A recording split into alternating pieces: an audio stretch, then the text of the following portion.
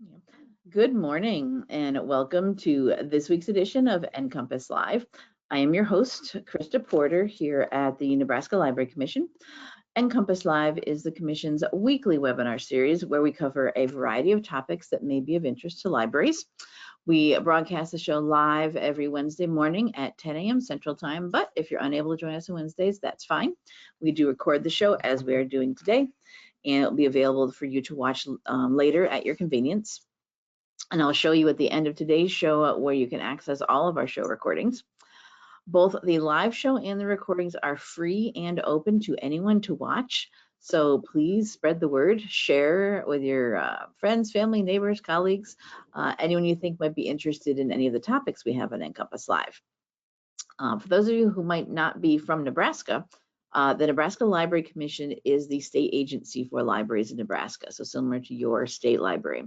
So we provide services and resources and training and grants and databases, so many things, to all types of libraries in the state. So you will find shows on NCompass Live for all types of libraries, public, academic, K-12, museums, corrections, archives, historical societies, et cetera, et cetera. Really, it's just anything. Our only criteria is it something to do with libraries, any type of library. We bring in guest speakers from all across the country, but we also have Nebraska Library Commission staff that do presentations for us, and that's what we have today. It is the last Wednesday of the month, so you know what that means. It's Pretty Sweet Tech Day. The last Wednesday of the month, always, Amanda Sweet, who's with us this morning. Good morning, Amanda. Morning. Joins us. She is our technology innovation librarian here at the Nebraska Library Commission, and she always comes in the last Wednesday of the month to talk about something tech related. Yep. We sometimes have things other times of the month that are techy as well, but you can always depend on Amanda being here at the end of the month, pretty much.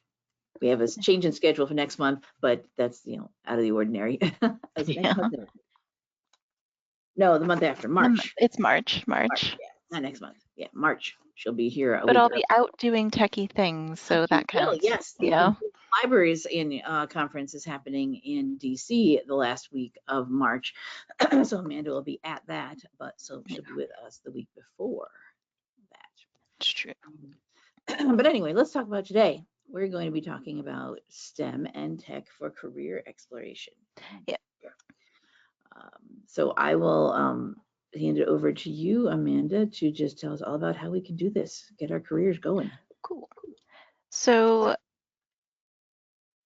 the premise of this whole show is that when I was taking all this tech around to the state, and for those of you who aren't familiar with kind of what I do in the background, I'm sitting in a room full of robots right now. So I've got like a whole bunch of different. Are you safe? Need help? Yeah, they haven't taken over yet, so I'm good. I'm keeping an eye on them though. We'll see.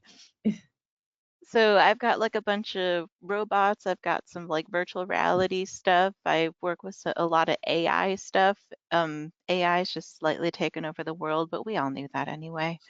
So I started to take all this stuff out to different libraries and to a lot of the entrepreneurship groups that are in the state. Then I took them over to some of like the community organizations. And when I took them to the libraries, then all these like different people showed up and they all wanted to know this stuff is really, really cool, but what can we actually do with it? And when I started talking to some of the smaller libraries and to the economic development groups that were out there, they said, okay, it's really cool that you just made this cool little Ozobot robot follow a colored line on a piece of paper, but how is this actually getting kids ready for anything? And then I said, that's a good question. I'll get back to you. And this this is that time. So this all started with like a simple question.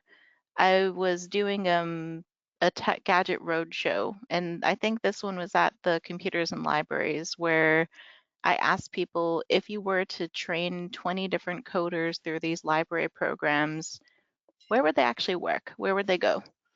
And most of the people in the room said the kids were really interested in building video games. They wanted to be graphic designers. They wanted to be They wanted to go into esports and all this. And then I said, that's awesome. It's really hard to make a living making video games. Like in practice, it's every little kid's dream, but in practice, it's a little harder to bring into reality. And most of the kids and even most of the adults didn't actually know which careers were happening. Like AI is opening the door to like a whole boatload of different careers. And the best way to demonstrate that is I'm going to skip ahead in here to some of these different career exploration packs that I put together. And I'll start with this artificial intelligence one. I also And mentioned, for anyone to ask, these slides will be available for you along with a recording after the show. yep, So you will have access to all these links and everything in here. So don't worry about, don't try to scribble down any URLs or things that yeah, you see. yeah. You'll have a link to all to the Google Slides afterwards, so you can get to all of this again. And I can even just share the link out because it's just in Google Slides. Right. But so we all know that AI is taking over the world, but we don't know what the team looks like that actually is required to put that together. And so I went through and I started saying, who are the people behind AI? Who actually goes through and makes this stuff happen? So this is a simplified infographic that just shows about how data scientists and AI engineers come together and some of the major top leading career opportunities that are coming through and a little QR code that talks about more. So what some libraries have been doing is basically just printing this and then using it as a handout during sessions like the for K-12 up on through adult.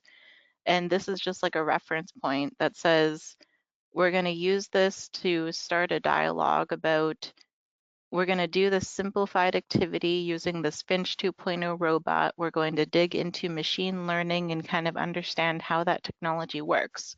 Now we're going to look at some different examples of how this technology is happening across the state.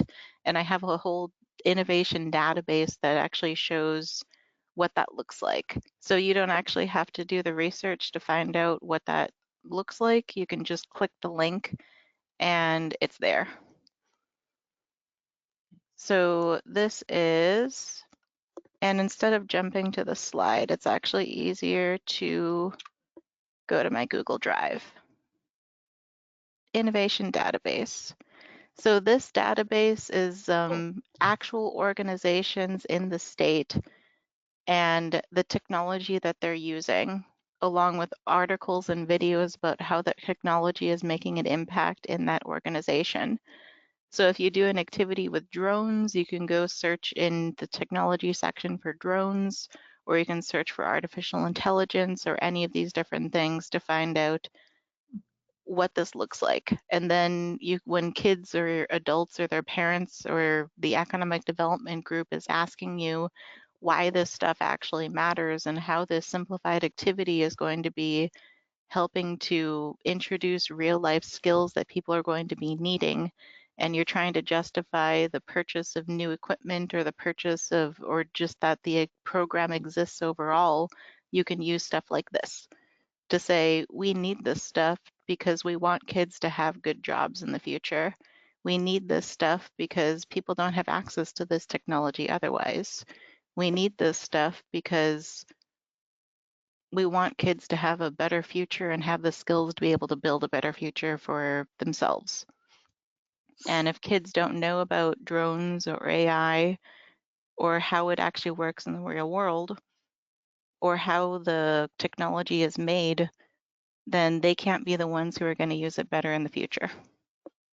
Mm-hmm. So I'm going to jump back over in here. And I kind of got ahead of myself, but I'm going to jump back here. So what we're going to do as our main goal in this session is to say, instead of just doing regular STEM and STEAM activities, which are awesome and we need them, we're going to start looking at how we can level this up to say, how can we use technology to drive innovation and help kids find these new awesome careers going forward? How can we reshape our goals as the library and build out new partnerships to be able to build out better STEM and STEAM programs that actually help people understand and leverage these new Industry 4.0 technologies? And if you don't know what Industry 4.0 technologies are, I have a whole slide for you, and then I've got some information resources so you don't have to do a whole bunch of digging around. And then I've got a whole bunch of more other resources that could be helpful. And then I'll show some different collections of activities so that you can start doing this stuff quicker. So the first kind of framework that I generally do for different innovation workshops and STEM and STEAM workshops is to say, we're not going to start looking at the actual technology tools themselves. The robots in this room are awesome, but they come a little bit later. Instead, we're going to look at what is the actual process of innovation? What do kids, teens, adults actually need to know, and what are the information resources they need access to actually drive innovation within an organization, within their community, or just in general? So on the left-hand side here, this robot is called the grain weevil. And the grain weevil was actually made right here in Nebraska. You can click on this link to Silicon Prairie News that actually shows the origin story of how this robot came about. It was actually made by a college student. And that college student gained access to robotics and technology through his school and through, I'm hoping, the library system. But if he didn't have access to the technology, he would not have ever actually thought about going into a career in robotics. And the way that the innovation process worked is that access to the technology is only one piece of the puzzle. He actually needs access to the problem that he's going to solve. And the way that he got access to that was because there was a family friend who was a farmer. He still is a farmer. And he said, we have a lot of people that are getting hurt and injured when they go into grain silo bins to break up the grain. If you can build us a robot that will prevent any farmer from having to go back into a grain bin, then I would love you forever. And then, A lot about those stories, yeah, yeah, of people dying in them, yeah. it's what killed Chris Hemsworth in the movie Silo. The struggle There you is go. real. You know? So, and if you haven't seen the movie Silo, I'm sorry for the spoiler, but be prepared. You know? So this robot actually propels itself forward using little augers. You might be used to robots that are rolling forward on like a little roll, or in the case of Sphero, it's actually a little ball that rolls forward. But this is, instead of like a little tank tracks or anything, this has four different little augers that propel it forward through the grain and also works to break up the grain silo. And it has like little light attachments in the front, not because the robot needs to see, but because the human wants to see, using like a remote connection. So the human can actually see what's happening inside the bin without actually having to go into it. And the guy who made this, he actually chipped away at it and worked at it when he was on break from college. Every time he was on break, he would be working on this. And then he started connecting over into the entrepreneurial community through the university. And if I remember right, he went to UNL. So then he had to figure out how to connect over to the tech community, how to connect over to the entrepreneurship and business community. But then he had to learn how to connect to the policy and regulation committee, because the tech policies behind this, they didn't exist yet. You have to be able to say that this robot is safe to use in practice. And you have to be able to say that AI in this application is safe to use, robotics in this application are safe to use. So as this person learned, they had to go through all these different hoops and connect over to this vast network of information. And when this robot started, it's being built, a lot of those support resources weren't fully mapped out. And a lot of the schools and libraries and support organizations that were helping him get through, they didn't have an easy way to find this stuff, but that's not true anymore. Here in Nebraska, there's actually a resource called SourceLink Nebraska. And SourceLink Nebraska is a resource repository that shows all about the entrepreneurship support resources that are across the state. And so it'll show like which organizations to go to for a business 101 plan. It'll show which ones to go to help with financing and funding and all these different support resources. But then as a library, we need to know how to navigate that support resource portal that already exists. And then we also need to know how to be able to identify community problems that we want to help bring up so that people can gain access to it. Because again, exposure to the technology is only a small slice of the puzzle. It actually jumps over into without a problem to solve, that technology doesn't do much of anything. So innovation happens when those two areas collide. And then they need to be able to access the information and resources and support organizations to help them get along the way. And this person was lucky because they happened to already be going to school. So they already had the support organizations that were within the university that are available to students. But a lot of the people that we're going to be working with, they're going to be teenagers who might be in high school still, and they might be adults who have long since gotten out of college or never or decided not to go to college at all. So they won't have those embedded support resources and they won't have access to those same support resources. So that's where the library comes in.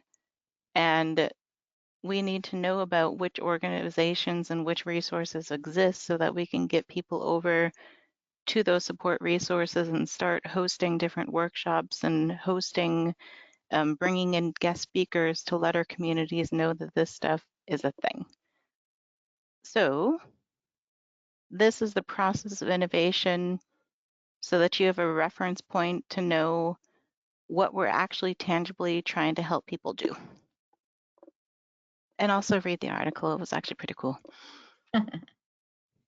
So if you want to know which technologies we should be focusing on, I read the World Economic Forum report and then like a whole bunch, there's a lot of tech reports. I won't go through the whole full list, but these are the ones that were recurring. Like these are the ones that are supposed to be reshaping and changing the way that we all live and work. They're the ones that are supposed to be creating and changing the most jobs.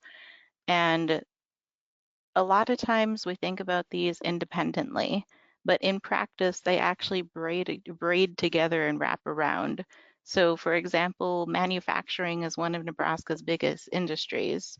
And in the manufacturing floor, robotics, artificial intelligence, and the Internet of Things actually braid together in all the different technology.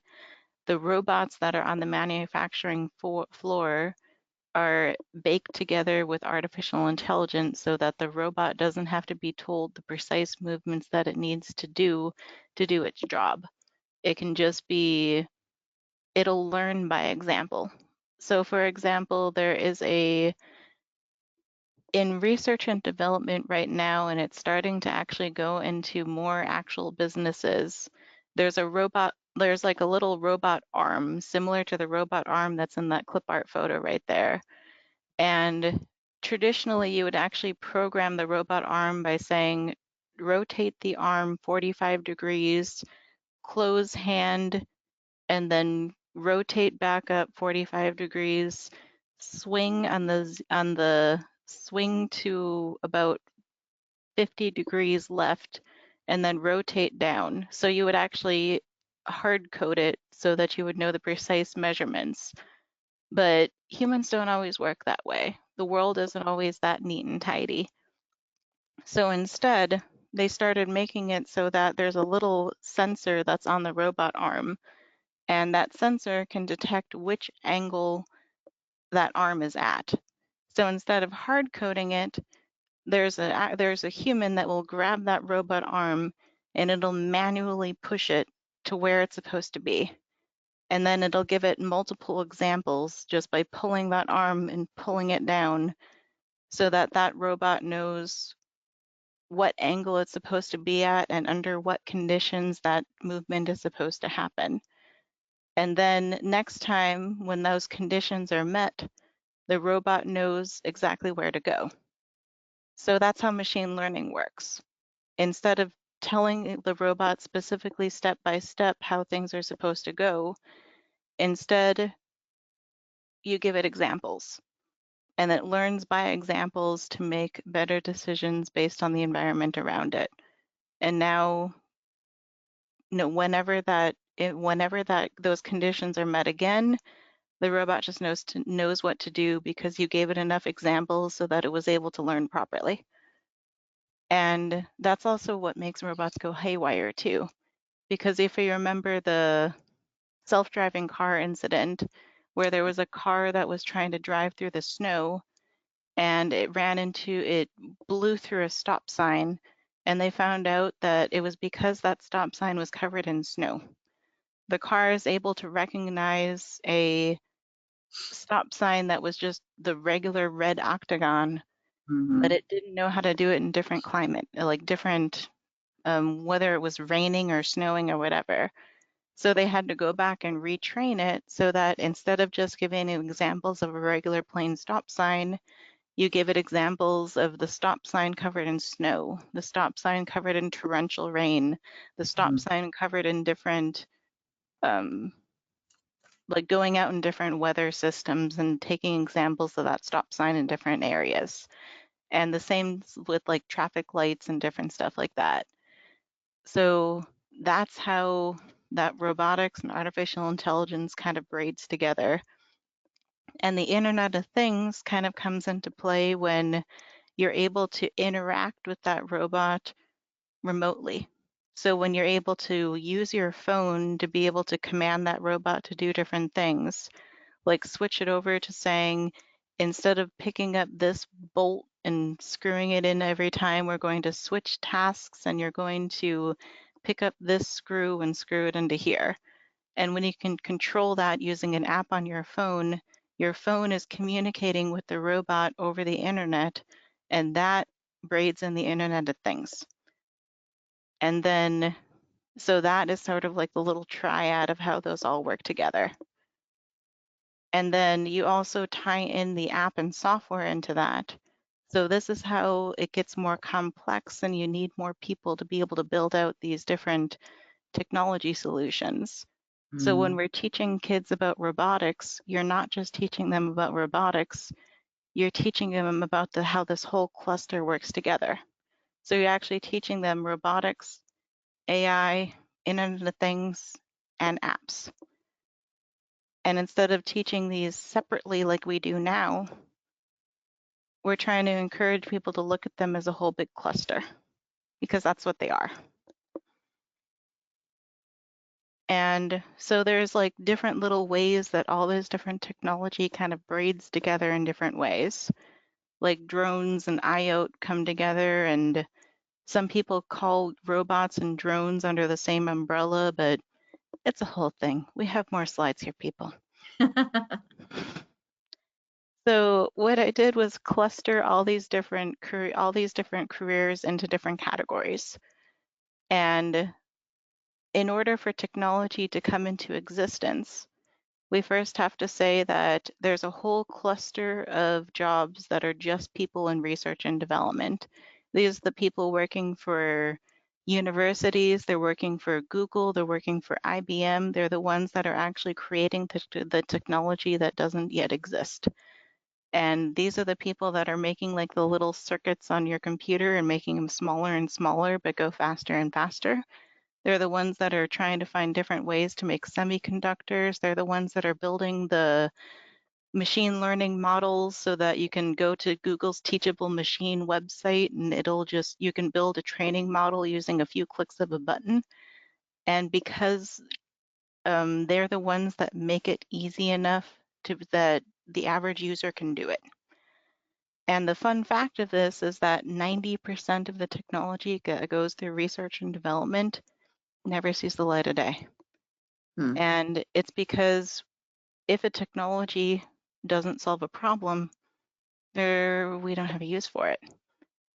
And that doesn't mean that the technology that was built doesn't actually solve anything. It's just because the right person didn't see it. So the next clusters of people are the people that are looking at this technology and saying, I have a problem that meets.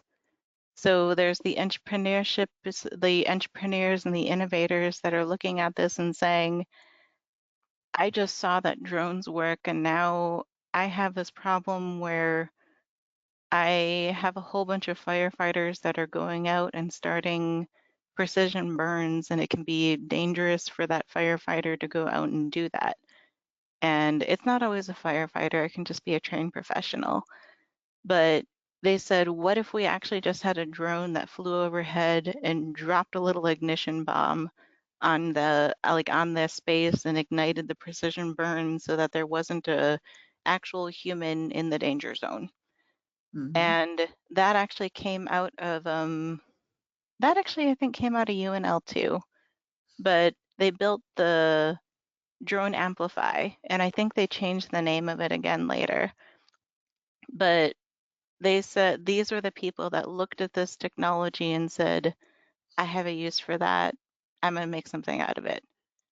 And within organizations, it'll be a business analyst. The business analyst will know all these different technology tools and be tracking trends and say, I just found out about this new application of artificial intelligence. It's been really hard to train our robots on the manufacturing floor because we have to retrain it using specific steps every single time. I'm going to experiment with this AI that'll let me just grab the robot and move it, and that'll do what it'll do what I want it to do. So that business analyst will make the case to say, we're going to get the money and take the time to use this technology to apply it in our organization. And then they'll work together with their in-house team and then probably some like external vendors that these people send over that say, these are our tech guys, we're going to send them over to you, work together, and we're going to build you out a solution that works. And then you have like the user experience people who will go through and make sure that that robot is safe to use on the manufacturing floor, make sure that there's an app that actually makes sense for humans to use and not just the programmer that built it. Because if it's not easy to use, it won't get adopted very easily. Or it'll require a higher skill level and probably more money for that business to be able to hire someone that can actually run it.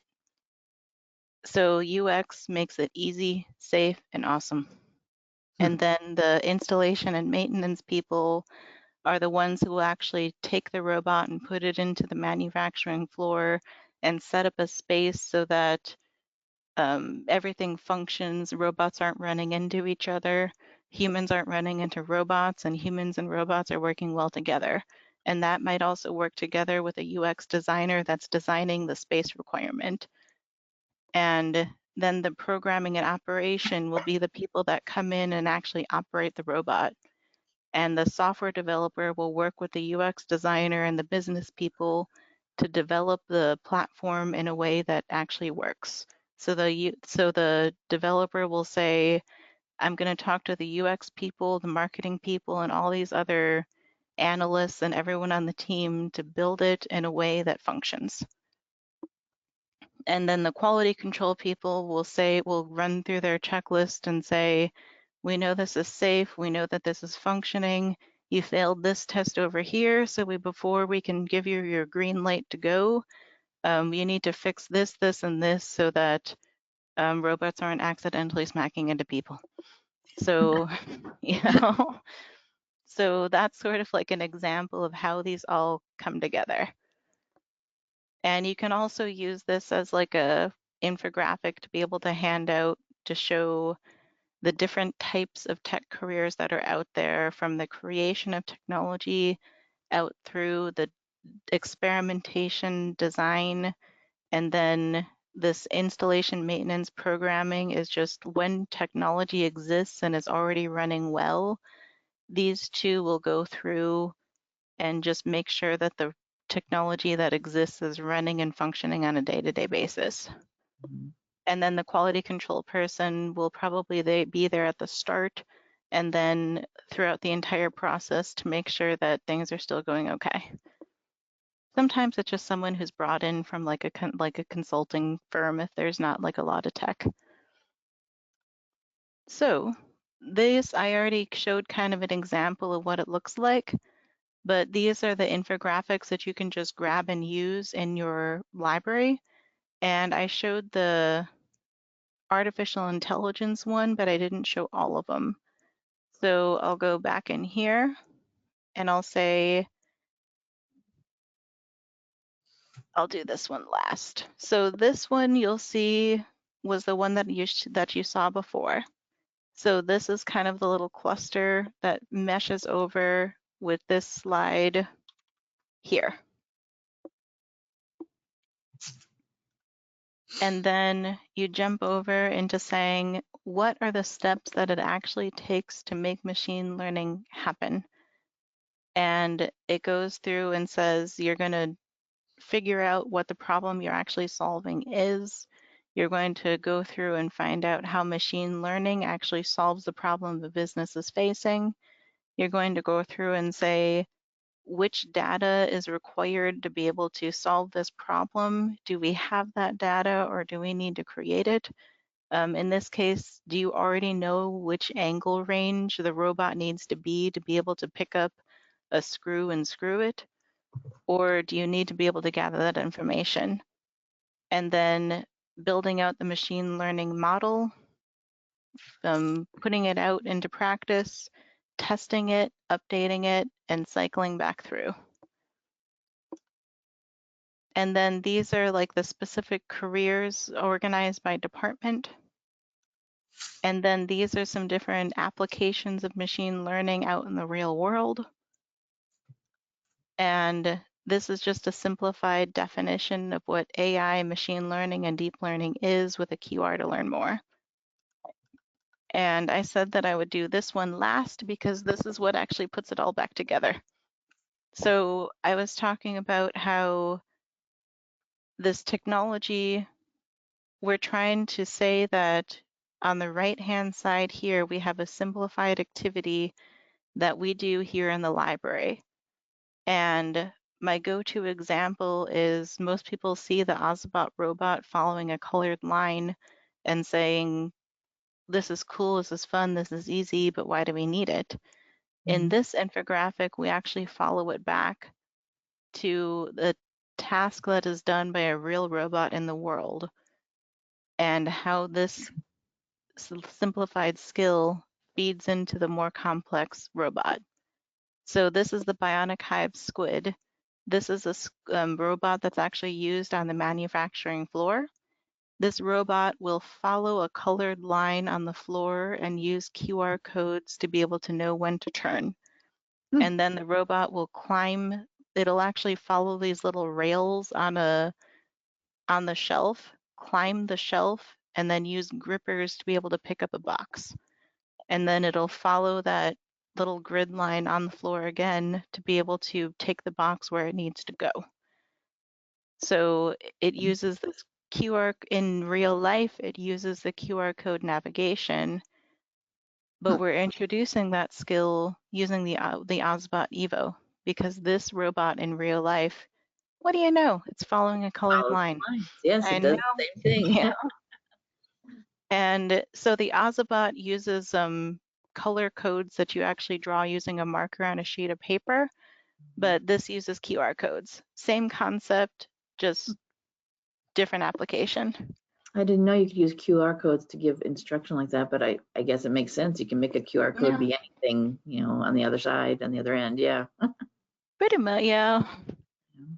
And so this one is, then there's different examples of like the AI image classification, and the robot needs to be able to identify different boxes and identify different items.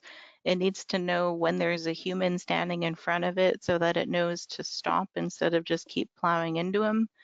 And so the robot needs to use that image classification to recognize which images to stop for, which ones to turn for, and which ones to identify to be able to know to pick up. And sometimes it'll scan like a little barcode on the box to know that this is the right box. So it all comes together. And this is one of the things that you can use to justify purchase spending. People have used it for designing programs that actually work. They've used it to approach different companies that say, would you be willing to support STEM education in the community? Because this is an example of how this is preparing kids for manufacturing and jobs that are right here in our community. And it helps make a better case for how this is used in economic development, how it's used in business and entrepreneurship, and how it's used in just like a variety of different ways instead of just saying, we need this cool, fun robot because STEAM is a requirement in our school and library. Yeah. And yeah. Too many And times that's technology just for technology's sake is never yeah, useful in the end. It may yeah, be a shiny buzzword because AI is actually right now, and other things have been, but you have to have a plan first of why you're actually doing this. What pretty much. concrete results will you have on the other side? Yeah. Yeah, not just hey, everyone talks about them. Let's get one too. No. Yeah. It's shiny and I like it. Yeah, that's great, but Right. So there's an infographic for each of the major tech categories.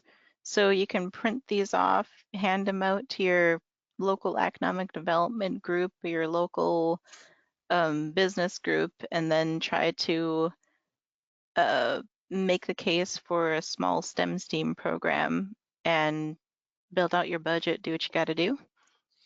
mhm. So I will close this out because we don't need this for the moment.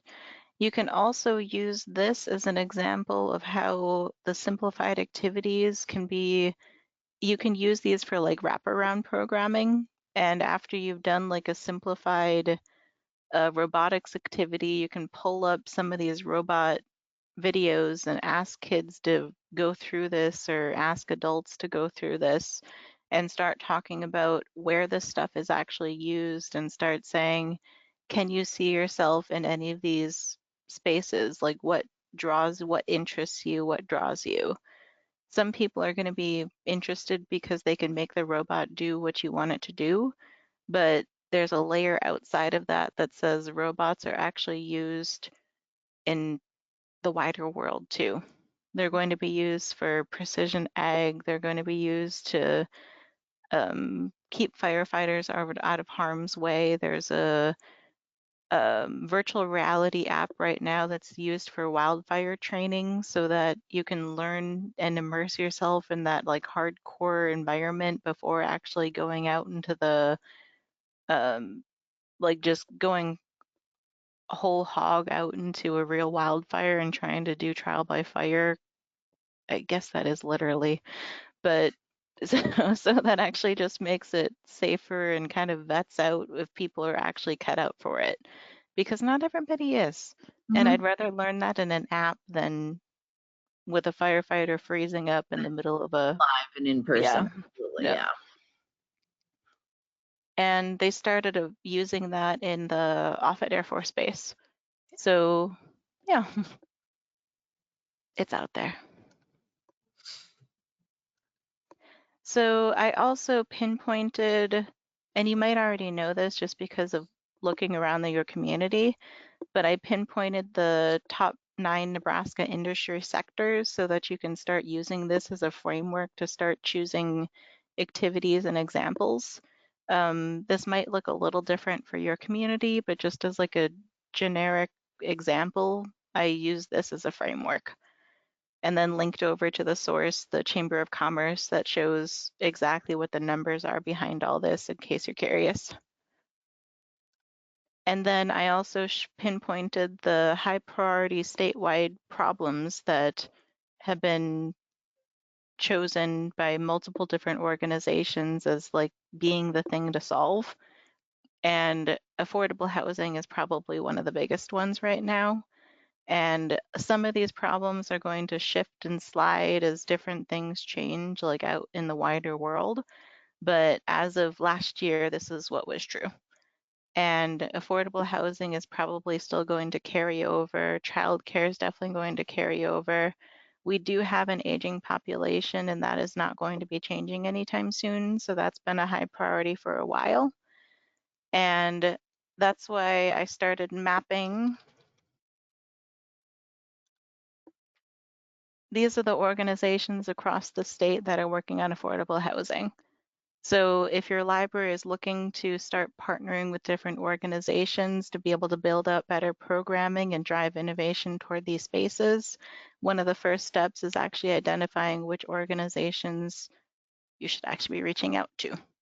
So this is kind of sort of like one of the projects that has been on my checklist is folding this into the tech and innovation system. It's getting there. So in terms of you actually building out the STEM and STEAM activities and the innovation activities that are most relevant to your area, I put this step-by-step slide that'll actually help you find the most relevant industries and in-demand careers near you so that you can customize and choose the things that are closest to you locally and regionally and be able to figure out what you need to focus on. And if you were out of state, most of the Chamber of Commerce and the Department of Labor is the places where you'd want to go to be able to find this Other information. states will have the same info. Yeah, you just got to Yeah, go to your own. Yeah. it'll be called something slightly different, but each state has its own little flavor of what are the high wage, high skill, high demand careers. We call it H3, other states call it something slightly different. And What is yeah, H3? high wage, high skill, high demand. Ah, okay. And yeah, 3 H's. So that is you can do this later on your own and just kind of run through the process to see what shakes loose. And there's also a step-by-step for how to customize the tech activities. And in a nutshell, you can go through and say, you can start at multiple different starting points. One, you can either choose a technology that you're really curious about or that your students are curious about, and then you can choose any different industry and then choose an activity and an infographic and video that relates back to that. So in this top section, we have the food services industry, and I use the example of the Survey robot. That is the robot that will take your food from the kitchen in a restaurant and take it out onto the floor and serve it and take it to people. I actually just saw this robot. I don't know exactly if it was Survey or a different model, but there's a restaurant in Omaha, the lunchbox that uses this. And you just sit at your table and then the robot comes out, brings you your food, and then it uses a pressure sensor to know when the food is like off the tray. So that's When why the you activity, taking it from yeah, them. yeah. So I use the example of the microbit pressure switch alarm, and it uses the same concept to know it helps kids understand how the pressure switch works. But then most of the time on its own, this activity is kind of abstract for kids to say, I don't know why this is cool, but why do we need to know this? And I like that I can make the microbit do what the activity told me to do, but then it says okay, let's look at the wider world and know where is this used. And this chart just shows one example, but there's a lot of different ways that pressure sensors are used out in the wider world. And there's also a database. And this will actually be in Sheets. So I put together an activity database that'll show, these are the robots and some of the tech that I have in this room that you can actually check out through the Library Commission. Mhm. And this will show like a simplified activity and then the link to the activity, grade ranges, and then you roll it over to, I call it the bigger concept link. You can call it whatever you want, but it's the link to the video, the link to like a little cheat sheet story about how that technology actually works and how the activity relates over to that bigger concept. So even if you don't understand the technology or completely understand the activity yet, as the librarian, you still have a cheat sheet so that you can explain it to the kids or the people that are doing the activity. Mhm. And then some of the related careers, the related technologies, and the website to the organization. So this is sort of like your baked in wraparound activity, and then you can use it to launch into different discussion topics and start getting kids thinking about how this stuff is actually used and using the video as a tangible reference point Mhm. for what it looks like in the real world. So And this is based on all the things that we have here that can be borrowed. yeah, yeah, Everything. Okay, so yeah. are you going to show that Tech Kits Through the Mail? You know, I That's probably in your should. slide. Yeah. And we've done a whole session about this too. So you can look back onto our show archives to find that. But this is kind of what this come from, is these are things that here in Nebraska. Yep. Now, is any type of library can borrow these from us? So far it's school or public. I haven't had any academic libraries ask about them, but they might just not know that it's a thing. Mhm. I would consider extending it out to academic, but Mhm. yeah, I haven't had anyone ask it. But if they want to, yeah, just reach out. Yeah. Yeah. So if you It's a good, scroll, like, try it before you buy it kind of thing yeah, too. If you're thinking about possibly doing this at your library, this is a way you can get these, borrow them from us here at the commission and try them out. yeah, Um, or just, you're going to do a program on something and you only really need it for a one shot yeah. thing. Just borrow it, do your program, yeah, return it. Yeah. And so the full listing is up in green at the top. And if you scroll down, you can click on each one of these to get different activities. I just added Marty not too long ago. He can actually do the Drake Shuffle. He's awesome. Nice. And so these will link over to the relevant activities and what you need to be able to get started with it. And these high-tech pages will also show information resources about how this emerging technology is made, how it works, ethics, and what could go horrifically wrong if we don't pay attention to it, and different learning communities to point people over to um, actual humans and like blogs and resources that people can follow to be able to learn the latest and greatest. Right. And yeah, it's a Okay. whole thing. We do have a question about these tech kits. What is the age range for these kits? So it does vary. I'll go back to the tech kit page. If you click onto the actual page and go to, I'll go over to the Ozbot. For each one, I actually have the age range indicated. And so you can click through there, or I suppose I probably actually should just add it to the home page because that's easier for people to find. Hmm. But yeah, for the time being, you click on it and it'll I'll tell tell you you. the age range Each one's going recommendation. to vary, yeah. Yeah, And some of these are going to be like this one says for 6 and up. these aren't just for kids. I mean, some of these could definitely be used for Yeah. adult programming too. Just depends. You know, I think the minimum age is important, and then you can use it for, yeah. Yeah. And like for some of these, people have actually used it for multiple age ranges. Like Mhm. who doesn't want to see a dancing robot? I mean, come on, people. Like the VR, that would be something Yeah. that Yeah. would possibly older kids and deaf adults absolutely.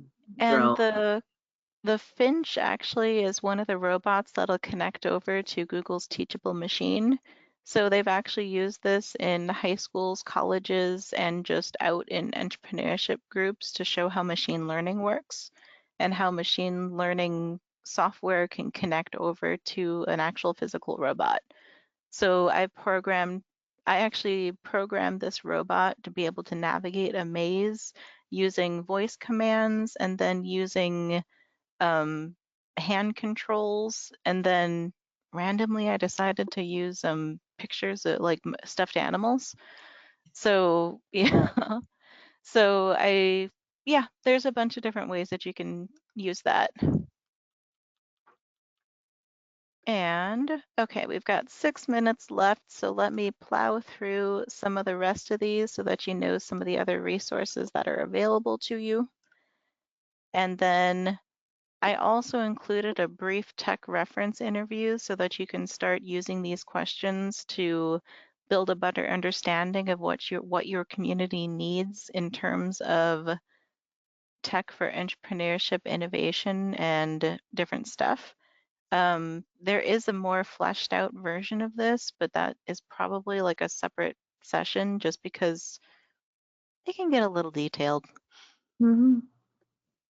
So whether you're in Nebraska or wherever you are, I also put together equipment guides. So I just recently updated this Industry 4.0 gadget guide. So if you are looking for different ways to introduce this technology in your library, I put together free, low to mid-range, and expensive options for the top categories in here. And so if you have absolutely zero budget, go up to the free category and you get the idea. So these are some different cool things to start looking at. This is by no means an exhaustive list. I just picked and chose my favorite ones or like the most featured ones in some of the tech groups that I go to. And if you see a resource missing and you really, really, really, really, really, really want it added on here, just shoot me an email. Yeah, But something used in your yeah, library. Yeah. but again, by no means exhaustive, just my favorite highlights. Mhm. I already went over the tech pages and the innovation database. Here is a little button to jump over to the tech kits or the mail. I've had other states that reached out to me asking how to replicate this service or how to choose different kits or customize it. So if you are another state looking to do this, then shoot me an email. And my email is down here if you were on the last slide if you're looking for it. And then the resources for entrepreneurs are on this slide. I reference SourceLink Nebraska, so you can direct click this. These are some other popular resources that you might want to refer people over to. The Nebraska Startup Academy it offers free entrepreneurial training resources so people can go onto their portal, sign up for their training program, and it'll take them over to an online portal where they can go through structured classes on their site to understand how entrepreneurship works and then understand how to go through that process. And then the NMotion is like, Scott's awesome. He's like the biggest regional accelerator that's here. And they're based out of Lincoln, just downtown here, but they also serve um, Kansas, Iowa, here, and a lot of the surrounding states. And then the SBA is another big one that has been around for like ever. And these are like little like side links just in case your library is trying to tackle staff training for all this new tech stuff, or trying to get a cheat sheet for how to maintain equipment without losing your mind. So I put these in here as a reference point, and they're just read it when you need it. Mm-hmm. So we've got a couple minutes left. If you have a lot of questions, I'll stick around. Otherwise, we'll probably Yep. wrap this up right around on time. Yeah. Yeah. Does anybody have any questions you want to ask of Amanda about anything any other questions she shared today? I think, is that last slide have your contact info for future contacting? Yeah. Oh, I Um, did say that I would put the link. or if you've done anything like this at your library, anything workforce, entrepreneurial, or used Amanda's tech kits that she sends out, we'd love to hear about it, hear what you're doing. We got some thank yous coming through, good info. Some at the beginning had said, and I hope it was helpful, said, excited to explore today. This is what I do for ESU 10. Oh, cool. Our ESUs here in the state, actually working in our flexible classroom right now, setting up STEM equipment. Sweet. Multitasking. And then they just added, thank you. Love the database of industries across Nebraska and what technologies they use. Sweet. So we're glad to be helpful, yeah. Yeah. Maybe I'll plow through and add some more. There's a bunch more that just got added for this innovation database, so good times. Mm-hmm. All right, I've got that link. Okay, cool. And I won't put the links to this other stuff because it's all linked in the. It's all within the slideshow, Yeah. right? So Yeah. everyone, you will just need the link for the slides, which I have here now too. And I will, like I said, it'll be on the recording as well. We do think someone's going to email you questions about the merge cube. I have a love-hate relationship with MergeCube right now, but feel free to email. Yeah. That's something to get into offline. Yeah. Yeah. I didn't dig into all like the pros and cons and a few little recent bugaboos that I had about some of the tech, but that is Yeah, one of them. Yeah. technology is always likes to do its own thing sometimes. A little bit. Yeah. All right, well, it doesn't look like any other desperate questions are coming through right now. That's fine. Of course, reach out to Amanda, call, email her with anything you do want to ask about. I'm going to pull presenter control to my screen here. Cool. To do my wrap up. Are you done? There we go. All right, and I said I do have right here, I've got the link here for the slides that I will include when I do the recordings for today's show. So I'm going to pop over to my NCompass Live page. If you use whatever is your search engine of choice and type in NCompass Live, the name of the show, we are the only thing on the internet called that so far. Yay. So you will find our main page and our archive page. This is our main page. We've got our upcoming shows listed. And then this is where the archive is going to be for today's show. Right underneath, there's a link. The most recent ones go to the top of the page. There'll be, as I said, a link to our YouTube recording of today's show and the link to the Google Slides. Everyone who attended today's show and registered for today's show will get an email from me letting you know when the recording is ready. We also push it out to our various social media. We have mailing lists here through the Nebraska Library Commission for Libraries. We have a Facebook page for NCompass Live that we use. So if you like to use Facebook, give us a like over there.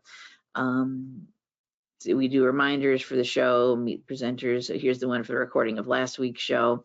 So this will be where it will be posted, and we use the little hashtag, a little abbreviation, NComp Live for our show, and also Pretty Sweet Tech when it's one of Amanda's Pretty Sweet Tech shows. We have a Facebook page for NCompass Live, and then we also use the Nebraska Library Commission's Twitter and the Instagram accounts to sometimes push out information if you're off on any of those kind of social media places. So while I'm here on the archive page, I'll show you, you can search this page if you want to see if we've done a show previously on a topic you're interested in, see any of Amanda's previous Pretty Sweet Tech sessions, or just anything. You can see everything we've done. But I will say here, do pay attention when you are searching this page. I'm not going to scroll all the way down. As you can see from the little scroll bar here, this is a very long list. Because this is our show archives going back to when NCompass Live first premiered, which was in January 2009. So 2025 is the 17th year of NCompass Live. Oh my gosh. Anyhow, so if you do watch any of our old shows, just pay attention to the original broadcast date. They all have a date there. So just be aware, some of these things will be very old, obviously. Some shows will be fine to watch, stand the test of time, no problem, but some things will become old and outdated. Resources may change drastically. Links might be broken. Resources might not exist anymore. People will work at different places than when they presented for us. But just pay attention when you are watching any of our old shows. But this is something libraries do. We keep things for historical purposes, and as long as we have a place to host them, which for us right now is the Library Commission's YouTube channel, we will always have them available for you. As I said, Amanda is on the last Wednesday of the month usually. Next month, she'll be back on February 26th to talk about AI, which we were just talking about. And actually with a guest presenter with her, AI and social emotional learning for early childhood, empowering libraries to engage youth and caregivers. And Rex Duval from Nookley, is that Yep. will be joining Amanda to talk about that. And then I did mention one off date in March. She'll be here a week before, not the last Wednesday of the month. We'll have something else good for that because she will be at the Computers and Libraries Conference, but she'll be here on March 19th instead. A topic to be determined. I believe the April one will then be Computers and Libraries highlight show. After attending the conference in March in April. So that'll be April 30th if you're interested. It'll get on the calendar eventually. And I am working on other sessions for February and March, so keep your eye on this page to see when they get confirmed. Yeah, finalized. Yeah. One last thing I do want to mention to everyone is, in addition to this weekly show that we do here at the Library Commission, we also host the Big Talk from Small Libraries online conference that is coming up at the end of February. It's always the last Friday in February. This is an online conference we've been doing. This is the 14th annual Big Talk from Small Libraries annual conference. All of our previous ones are over here if you want to watch any of the previous conference recordings and see who was there. This is Small Libraries Doing Big Things. All of our presenters are from libraries with an FTE or population served of 10,000 or less. So this is something that we put out there for the small libraries to share what they're doing. We do not have any sponsors or vendors or companies that come on and do things. It's all actually coming from the libraries. So you can see our full conference schedule here. We are co-sponsored by the Association for Rural and Small Libraries. So you can see what we have on the schedule and see information about all of our speakers here. We will, it's nice to say here at the top of the page here, the Best Small Library in America winner in 2024 will be joining us. Josh Bennett's the branch manager there, the Round Valley branch of the Mendocino County Library. He'll be joining us. And then you can just see all the other presenters that we have joining us as well. And you can sign up right here on our registration link.